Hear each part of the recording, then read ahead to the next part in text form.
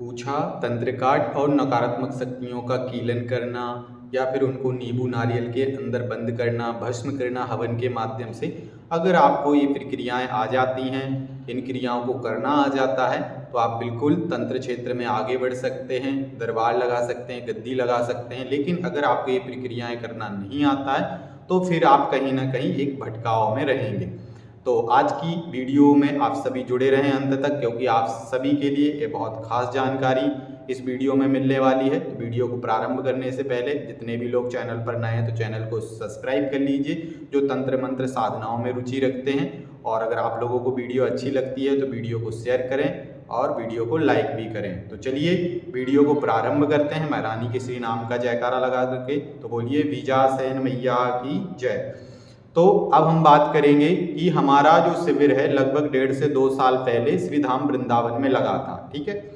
पर उसके बाद लगभग 1.5 से 2 साल के बाद से लेकर के अभी तक में अभी कोई भी शिविर का आयोजन नहीं किया गया है, और ना ही कोई भी तंत्र मंत्र विधाएं आप सभी को ग्रुपों के माध्यम से तो काफ़ी बार सिखाई गई हैं, लेकिन हमारे सानिध्य में हमारे पास बुला करके साधनाएं नहीं सिखाई गई, वो भी एक शिविर के माध्यम से, ठीक है।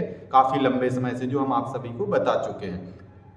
तो इस बार 22 अप्रैल से हमारा शिविर है वो ग्वालियर में प्रारंभ होने वाला है, और ये शिविर 5 दिन का रहेगा, और इसमें बहुत अलग अलग प्रकार की प्रक्रियाएं आप सभी को हम सिखाने वाले हैं। पाँचों के 5 दिन हम आप सभी के साथ वहाँ पर रहेंगे, और 5 दिन तक आप सभी को सबसे महत्वपूर्ण जो चीज़ है पूछा, क्योंकि हमारे पास दिन में कम से कम लगभग अगर हम बात करें तो 10 से 20 कॉल ऐसे आ जाते हैं कि जो सिर्फ पूछा के लिए हमसे बात करते हैं कि गुरुजी हमें सिर्फ पूछा देना या पूछा देखना सीखना है, इसके अलावा हमें कुछ और नहीं सीखना। हमें तंत्र काट आता है, भूत प्रेत हटाना आता है, लेकिन हमें पूछा सटीक नहीं आ पा रही है।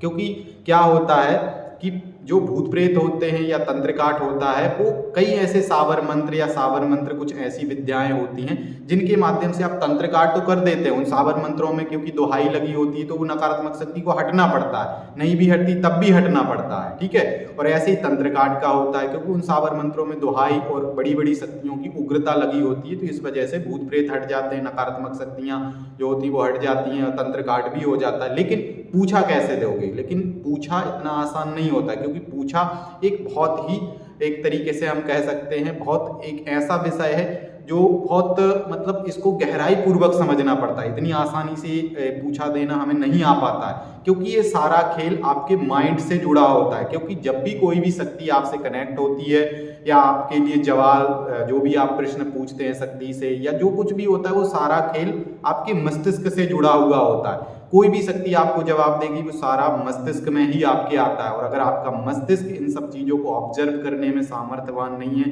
इन सब चीज़ों को समझने में सक्षम नहीं है, तो आप बिल्कुल भी शक्ति का उपयोग नहीं कर सकते, सिद्धि मिलने के बावजूद भी।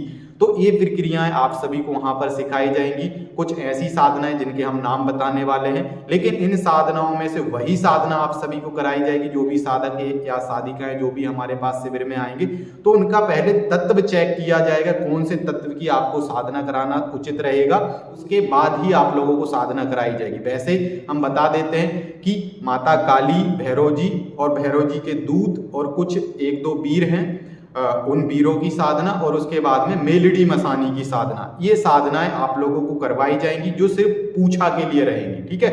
लेकिन पूछा अलग अलग तरीके से दी जाती है। कई बार कोई व्यक्ति, आप लोगों ने देखा होगा दरबारों में कि कोई व्यक्ति पूछा जो देता है वो नाम से देता है, सिर्फ वो नाम पूछेगा आपका नाम क्या है, और वो उसके वर्तमान काल या भूतकाल के विषय में कुछ ना कुछ घटनाएं बताना शुरू कर देता है कि भाई ऐसा ऐसा तुम्हारे जीवन में हुआ है, या तुम्हारे घर में कोई की मृत्यु हुई है, जो महिला है वो हमें दिख रही है, तो ऐसी घटनाएं बताने लग जाता है सिर्फ नाम जानने मात्र से। कुछ कुछ लोग ऐसे होते हैं जो फेस देख करके ही व्यक्ति के विषय में बताना शुरू कर देते हैं, ठीक है। और कुछ लोग उनके शहर का या गांव का, जहां पर उनका घर होता है, वहां का एड्रेस पूछते हैं, आप कहाँ के हैं, किस जगह में रहने वाले हैं, इस तरह से पूछते हैं। कोई माता पिता का नाम पूछते हैं कि आप अपने माता का नाम बताइए, पिताजी का नाम बताइए। तो इस तरह से अलग अलग तरीके से पूछा निकाली जाती है, पूछा दी जाती है, ठीक है।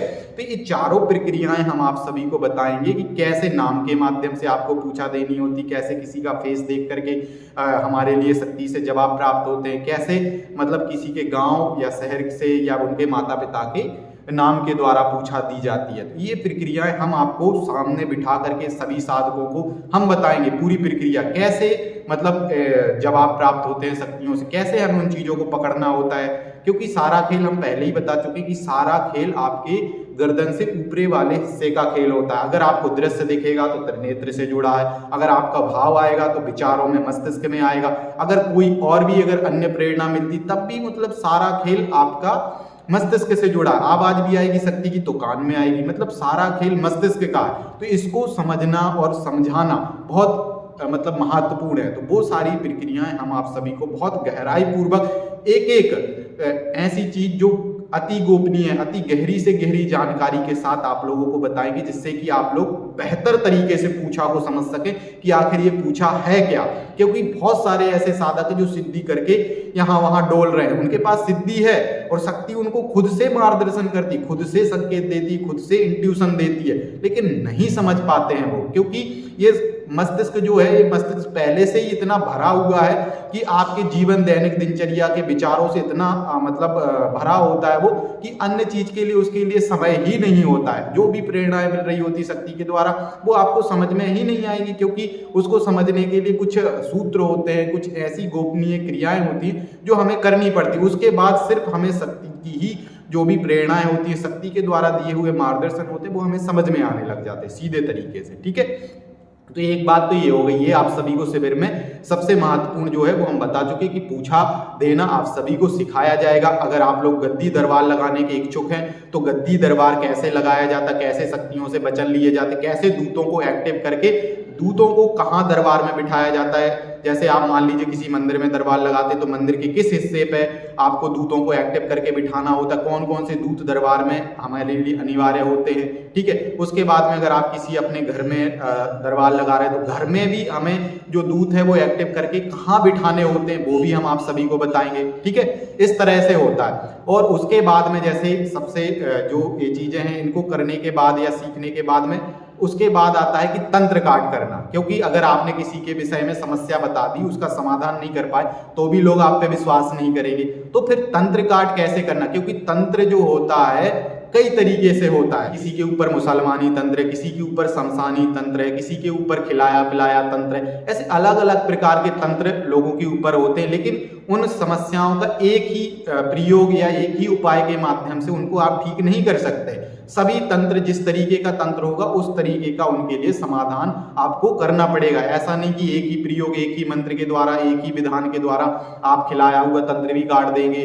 या किसी के ऊपर किसी प्रकार के जो षटक्रम होते, मारण मोहन विद्वेषण वशीकरण उच्चाटन, किसी भी प्रकार की ऐसी कोई क्रिया है तो एक ही मंत्र से काट देंगे आप। मंत्र हो सकता है एक हो सकता है, लेकिन उसके विधान जो होते हैं वो अलग अलग प्रकार से होते हैं, ऐसा होता है। तो ऐसे तंत्र की जो आप जब देखेंगे तो अलग अलग प्रकार के तंत्र होते हैं, तो वो भी हम आप सभी को सिखाएंगे कि कैसे अलग अलग जो तंत्र होते हैं कैसे हमें उनको काटना होता है। ठीक है, कैसे उनको भस्म करना होता है, कैसे नष्ट करना होता है। कई बार हवन के माध्यम से भी तंत्र को नष्ट किया जाता है, कई बार बिना छुए बिना किसी प्रकार की कोई क्रिया करे हुए भी तंत्र का नाश हो जाता है, पर उसके लिए मंत्र की ऊर्जा, शक्ति की ऊर्जा का हमें उपयोग करना पड़ता है। ठीक है, तो इस तरीके से भी ये चीजें होती, तो वो भी हम आप सभी को सिखाएंगे कैसे आपको तंत्र का नाश करना है। ठीक है, उसके बाद में बात आती है कि नकारात्मक शक्ति। जैसे किसी की बॉडी में कई बार किसी के मस्तिष्क में नकारात्मक शक्ति बैठी होती है, कई बार जो चक्र होते हैं, जो 7 चक्र होते हैं हमारे चक्रों में नकारात्मक शक्तियां बैठी होती हैं। ठीक, कई बार शरीर की नसों में कई बार नकारात्मक शक्तियां बैठी होती, कब्जा बना करके। ठीक है,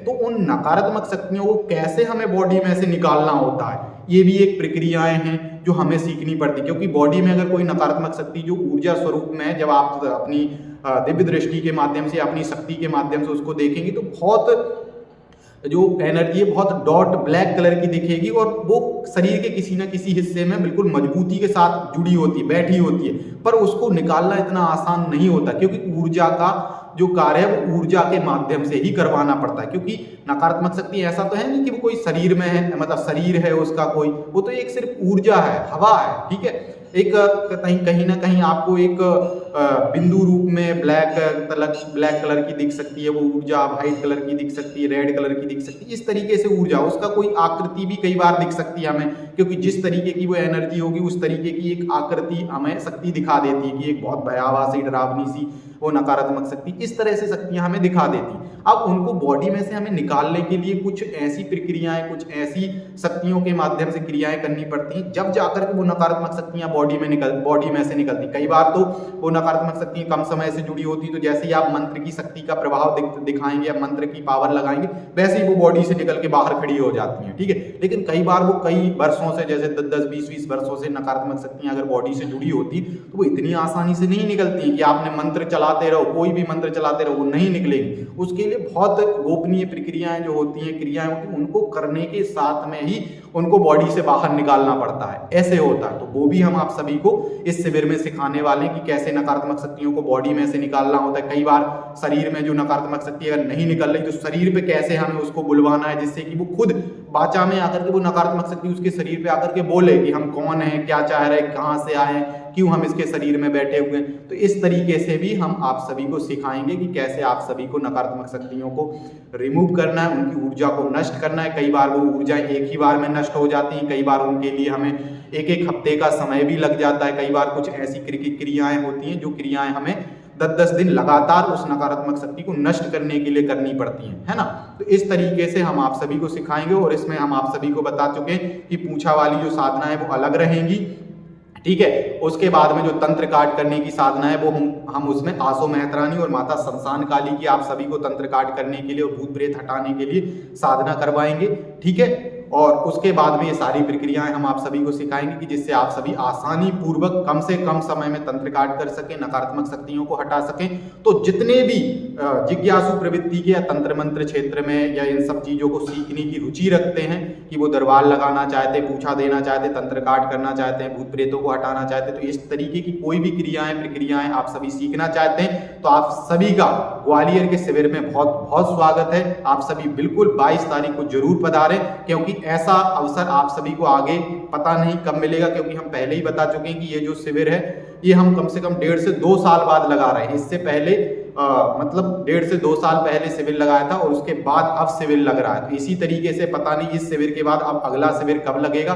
क्योंकि कम सेवा राशि जो है वो हमारी साधनाओं की सेवा राशि काफी ज्यादा होती है, लेकिन शिविर में बहुत कम से कम सेवा राशि रखी जाएगी, जिससे सभी साधक हमारे पास साधनाएं करने आ सकें। और साथ में हम आप सभी को बता दें कि निःशुल्क आप सभी के लिए तंत्र काट किया जाएगा। अगर आपके ऊपर किसी प्रकार का कोई बंधन या किसी प्रकार का कोई तंत्र निकलता है चेकिंग के दौरान, या जब आप हमारे पास आएंगे, तो निःशुल्क तंत्र काट किया जाएगा आप सभी का।